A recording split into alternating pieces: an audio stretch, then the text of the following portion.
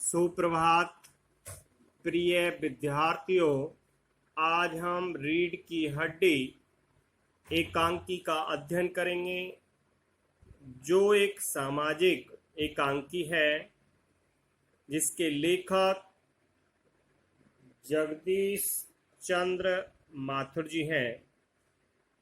इसमें इन्होंने सामाजिक रूढ़िवादिता पर व्यंग्य किया है। पुरुष समाज अपनी प्रधानता को बनाए रखना चाहता है, वह स्त्री को एक मेज कुर्सी की भांति समझने की गलती कर रहा है। यहाँ पर लेखक ने नारी जाति को प्रेरणा दी है कि वह अपने अस्तित्व को समझे। उसी के लिए यहाँ पर एक एकांकी के माध्यम से वह अपनी बात स्पष्ट करता है। मामूली तरह से सजा हुआ एक कमरा, अंदर के दरवाजे से आते हुए जिन महाशय की पीठ नजर आ रही है वे अधेड़ उम्र के मालूम होते हैं। एक तख्त को पकड़े हुए पीछे की ओर चलते चलते कमरे में आते हैं। तख्त का दूसरा सिरा उनके नौकर ने पकड़ रखा है। बाबू, अबे धीरे धीरे चल, अब तख्त को उधर मोड़ दे, उधर, बस बस। नौकर, बिछा दूं साहब? बाबू जरा तेज आवाज में, और क्या करेगा? परमात्मा के यहाँ अकल बट रही थी तो तू देर से पहुंचा था क्या? बिछा दूं साहब। और यह पसीना किस लिए बहा है? नौकर तख्त बिछाता ही। बाबू, हंसता क्यों है? अबे हमने भी जवानी में कसरतें की हैं, कलसों से नहाता था लोटों की तरह। यह तख्त क्या चीज है? उसे सीधा कर। न्यों, हाँ बस। और सुन, बहूजी से दरी मांगला इसके ऊपर बिछाने के लिए। चद्दर भी कल जो धोबी के यहाँ से आई है वही। नौकर आता है। बाबू साहब इस बीच में मैच पोस्ट ठीक करते हैं, एक झाड़न से गुलदस्ते को साफ करते हैं, कुर्सियों पर भी दो चार हाथ लगाते हैं। सहसा घर की मालकिन प्रेमा आती है। गंदुमी रंग, छोटा कद, चेहरे और आवाज से जाहिर होता है किसी काम में बहुत व्यस्त है। उनके पीछे पीछे भीगी बिल्ली की तरह नौकर आ रहा है, खाली हाथ। बाबू साहब? राम स्वरूप नाम है बाबू साहब का। दोनों तरफ देखने लगते हैं। प्रेमा, मैं कहती हूँ तुम्हें इस वक्त धोती की क्या जरूरत पड़ गई? एक तो वैसे ही जल्दी जल्दी में। राम स्वरूप, धोती? प्रेमा, हाँ, अभी तो बदल कर आए हो और फिर न जाने किस लिए। राम स्वरूप, लेकिन तुमसे धोती मांगी किसने? प्रेमा, यही तो कह रहा था रतन। राम स्वरूप, क्यों बे रतन, तेरे कान में डांट लगी है क्या? मैंने कहा था धोबी के यहाँ से जो चद्दर आई है उसे मांग ला। अब तेरे लिए दूसरा दिमाग कहाँ से लाऊं, उल्लू कहीं का। प्रेमा, अच्छा जा। पूजा वाली कोठरी में लकड़ी के बॉक्स के ऊपर धुले हुए कपड़े रखे हैं ना, उन्हीं में से एक चद्दर उठा ला। रतन, और दरी? प्रेमा, दरी यहीं तो रखी है कोने में, वह पड़ी तो है। राम स्वरूप दरी उठाते हुए और बीवी जी के कमरे में से हारमोनियम उठाला और सितार भी। रतन जाता है। पति पत्नी तख्त पर दरी बिछाते हैं। प्रेमा, लेकिन अब तुम्हारी लाडली बेटी तो मुंह फुलाई पड़ी है। राम स्वरूप, मुंह फुलाई? और तुम उसकी माँ, किस मर्ज की दवा हो? जैसे तैसे करके तो वो लोग पकड़ में आए हैं। अब तुम्हारी बेवकूफी से सारी मेहनत बेकार जाए तो मुझे दोष मत देना। प्रेमा, तो मैं ही क्या करूं? सारे जतन करके तो हार गई। तुम्ही ने उसे पढ़ा लिखा कर इतना सिर चढ़ा रखा है। मेरी समझ में तो ये पढ़ाई लिखाई के जंजाल आते नहीं। अपना जमाना अच्छा था, आ ई पढ़ ली, गिनती सीख ली और बहुत हुआ तो स्त्री सुबोधनी पढ़ ली। सच पूछो तो स्त्री सुबोधनी में ऐसी ऐसी बातें लिखी हैं, ऐसी बातें कि क्या तुम्हारी बीए एमए की पढ़ाई होगी। और आजकल के तो लक्षण ही अनोखे हैं। राम स्वरूप, ग्रामोफोन बाजा होता है ना? प्रेमा, क्यों?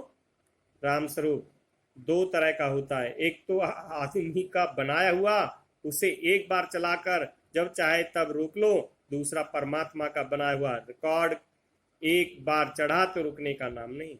प्रेमा, हटो भी, तुम्हें ठिठोली ही सूझती रहती है। यह तो होता नहीं कि उस अपनी उमा को राह पर लाते। अब देर ही कितनी रही है उन लोगों के आने में। रामस्वरूप, तो हुआ क्या? प्रेमा, तुम्ही ने तो कहा था कि जरा ठीक ठाक करके नीचे लाना। आजकल तो लड़की कितनी ही सुंदर हो, बिना टीम टाम के भला कौन पूछता है। इसी मारे मैंने तो पाउडर वाउडर उसके सामने रखा था, पर उससे तो इन चीजों से न जाने किस जन्म की नफरत है। मेरा कहना था कि आंचल में मुंह लपेट कर लेट गई। भाई मैं बाज आई तुम्हारी इस लड़की से। रामस्वरूप, न जाने कैसा इसका दिमाग है, वरना आजकल की लड़कियों के सहारे तो पाउडर का कारोबार चलता। प्रेमा, अरे मैंने तो पहले ही कहा था एंट्रेंस ही पास करा देते, लड़के अपने हाथ रहती और इतनी परेशानी न उठानी पड़ती। पर तुम तो। रामस्वरूप बात काट कर, चुप चुप, दरवाजे से झांकते हुए, तुम्हें कतई अपनी जवान पर काबू नहीं है। कल ही ये बात बता दिया था कि उन सब लोगों के सामने जिक्र और ढंग से होगा, मगर तुम तो अभी से सब कुछ उगले देती हो। उनके आने तक तो न जाने क्या हाल हो करोगी। प्रेमा, अच्छा बाबा, मैं न बोलूंगी, जैसी तुम्हारी मर्जी हो करना, बस मुझे तो मेरा काम बता दो। रामस्वरूप, तो उमा को जैसे हो तैयार कर लो। न सही पाउडर, वैसे कौन बुरी है। पान लाकर भेज देना उसे, पान लेकर भेज देना उसे, और नाश्ता तो तैयार है ना। रतन का आना आ गया। रतन, इधर ला, इधर बाजा नीचे रख दे, चद्दर खोल, पकड़ तो जरा उधर से। चद्दर बिछाते हैं। प्रेमा, नाश्ता तो तैयार है, मिठाई तो वे लोग ज़्यादा खाएंगे नहीं, कुछ नमकीन चीज़ें बना दी हैं, फल रखे ही हैं, चाय तैयार है और टोस्ट भी, मगर हाँ मक्खन, मक्खन तो आया ही नहीं। रामस्वरूप, क्या कहा? मक्खन नहीं आया? तुम्हें भी किस वक्त याद आई है? जानती हो कि मक्खन वाले की दुकान दूर है, पर तुम्हें तो ठीक वक्त पर कोई बात सूझती ही नहीं। अब बताओ, रतन मक्खन लाए कि यहाँ का काम करे? दफ्तर के चपरासी से कहा था आने के लिए, 100 नखरे के मारे। प्रेमा, यहाँ का काम कौन ज्यादा है, कमरा तो सब ठीक ठाक है ही, बाजा सितार आ ही गया है, नाश्ता यहाँ बराबर वाले कमरे में ट्रे में रखा हुआ है, सो तुम्हें पकड़ा दूंगी, एक आध चीज खुद ले आना। इतनी देर में रतन मक्खन ले ही आएगा, 2 आदमी ही तो हैं। रामस्वरूप, हाँ, एक तो बाबू गोपाल प्रसाद, दूसरा खुद लड़का है। देखो, उमा से कह देना कि जरा करीनी से आए, ये लोग जरा ऐसे ही हैं। गुस्सा तो मुझे बहुत आता है उनके दकियानुशी ख्यालों पर। खुद पढ़े लिखे हैं, वकील हैं, सभा सोसाइटियों में जाते हैं, मगर लड़की चाहते हैं ऐसी कि ज्यादा पढ़ी लिखी ना हो। प्रेमा, और लड़का? रामस्वरूप, बताया तो था तुम्हें, बाप शेर तो लड़का सवा शेर। बीएससी के बाद लखनऊ में ही तो पढ़ता है, मेडिकल कॉलेज में। कहता है कि शादी का सवाल दूसरा है, तालीम का दूसरा। क्या करूं, मजबूरी है, मतलब अपना है, वरना इन लड़कों और इनके बापों को ऐसी कोरी कोरी सुनाता कि ये भी। रतन, जो अब तक दरवाजे के पास चुपचाप खड़ा हुआ था, जल्दी जल्दी, बाबूजी बाबूजी। रामस्वरूप, क्या है? रतन, कोई आते हैं। रामस्वरूप दरवाजे से बाहर झांक कर जल्दी मुंह अंदर करते, अरे ये प्रेमा, वे आ भी गए। नौकर पर नजर पड़ते, अरे तू यहीं खड़ा है बेवकूफ, गया नहीं मक्खन लाने? सब चौपट कर दिया। अबे उधर से नहीं, अंदर के दरवाजे से जा। नौकर अंदर आता है। तुम जल्दी करो प्रेमा, उमा को समझा देना, थोड़ा सा गा देगी। प्रेमा जल्दी से अंदर की तरफ आती है, उसकी धोती जमीन पर रखे हुए बाजे से अटक जाती है। प्रेमा, यह बाजा वह नीचे ही रख गया, कमबख्त। रामस्वरूप, तुम जाओ, मैं रखे देता हूँ जल्दी। प्रेमा आती है। बाबू रामस्वरूप बाजा उठाकर रखते हैं, किवाड़ों पर दस्तक। रामस्वरूप, हैं, आइए आइए, हैं। बाबू गोपाल प्रसाद और उनके लड़के शंकर का आना, आंखों से लोक चतुराई टपकती है। तो लड़के के बापू का नाम है गोपाल प्रसाद, लड़के का नाम शंकर, लड़की का नाम उमा, लड़की के पिता का नाम रामस्वरूप। आवाज से मालूम होता है कि काफी अनुभवी और फितरती महाशय हैं। उनका लड़का कुछ खीस निपोड़ने वाले नौजवानों में से है। आवाज पतली और खिसियाटी भरी, झुकी कमर इनकी खासियत है। रामस्वरूप अपने दोनों हाथ मलते हुए हैं, इधर तशरीफ लाइए, इधर। बाबू गोपाल प्रसाद बैठते हैं, मगर बेंत गिर पड़ता है। रामस्वरूप, यह बेंत लाइए, मुझे दीजिए, कोने में रख देते हैं। सब बैठते हैं। है। राम स्वरूप ने दोनों हाथ मलते हुए हैं, इधर तशरीफ लाइए इधर। बाबू गोपाल प्रसाद बैठते हैं मगर बेंत गिर पड़ता है। राम स्वरूप ये बेंत लाइए, मुझे दीजिए, कोने में रख देते हैं। सब बैठते हैं। मकान ढूंढने में तकलीफ तो नहीं हुई? गोपाल प्रसाद कार कर नहीं, तांगे वाला जानता था और फिर हमें तो यहाँ आना ही था, रास्ता मिलता कैसे नहीं। राम स्वरूप है, यह तो आपकी बड़ी मेहरबानी, मैंने आपको तकलीफ तो दी। गोपाल पर अरे नहीं साहब, जैसा मेरा काम वैसा आपका काम, आखिर लड़के की शादी तो करनी ही है, बल्कि यूँ कहिए कि मैंने आपके लिए खासी परेशानी कर दी। राम स्वरूप है, यह लीजिए। आप तो मुझे कांटों में घसीटने लगे, हम तो आपके हैं सेवक ही हैं। थोड़ी देर बाद लड़के की और मुखातिब होकर और कहिए शंकर बाबू कितने दिनों की छुट्टियां हैं? शंकर जी, कॉलेज की तो छुट्टियां नहीं है, वीकेंड में चला आया था। राम स्वरूप, आपके कोर्स खत्म होने में तो अब साल भर रहा होगा। शंकर जी, यही कोई साल 2 साल। राम स्वरूप, साल 2 साल है? शंकर है जी, 1 आध साल का मार्जिन रखता हूँ। शंकर भी हंसता है मगर गोपाल प्रसाद गंभीर हो जाते हैं। गोपाल पर हाँ हाँ, वह भी सही है, कहने का मतलब यह है कि कुछ बातें दुनिया में ऐसी हैं जो सिर्फ मर्दों के लिए, और ऊंची तालीम भी ऐसी चीजों में सीख है। राम स्वरूप, शंकर चाय और लीजिए। शंकर धन्यवाद, पी चुका। राम स्वरूप, गोपाल प्रसाद से आप? गोपाल प्रसाद, बस साहब अब तो खत्म ही कीजिए। राम स्वरूप, आपने तो कुछ खाया ही नहीं, चाय के साथ टोस्ट नहीं थे? क्या बताएं वह मक्खन। गोपाल प्रसाद, नाश्ता ही तो करना था साहब, कोई पेट तो भरना था नहीं, और फिर टोस्ट वोस्ट में खाता भी नहीं।